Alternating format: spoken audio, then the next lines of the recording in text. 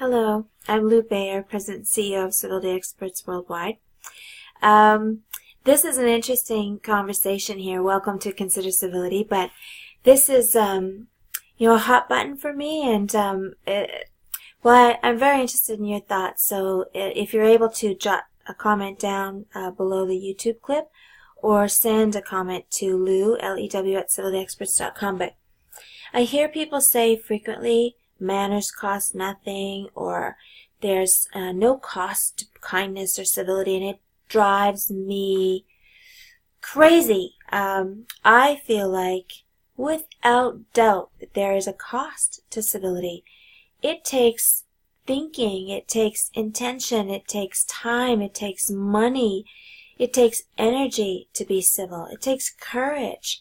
These days, people are very distracted, many self-absorbed, everything, prices have gone up. It's very difficult, I think, for most people to navigate kind of our day-to-day.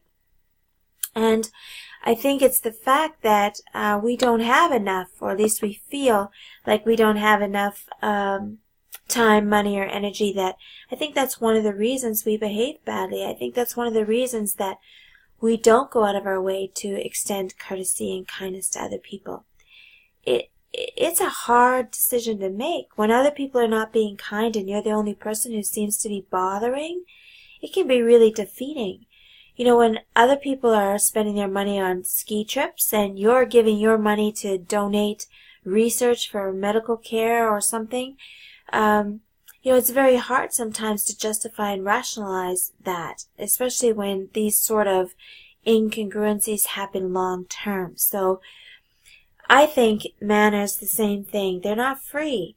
You have to learn them. You have to take time to study it. You have to actually care about the people you're interacting with such that you exhibit good manners. You have to polish your social intelligence skills. You have to actively seek out new situations so that you can learn how to adapt your behavior and choose the right etiquette rule to follow in a different context. Again, it takes time, it takes intention and energy. And I don't think there's anything wrong with that. I think good things cost. Most of us know that if you want quality, you're going to pay for it somehow.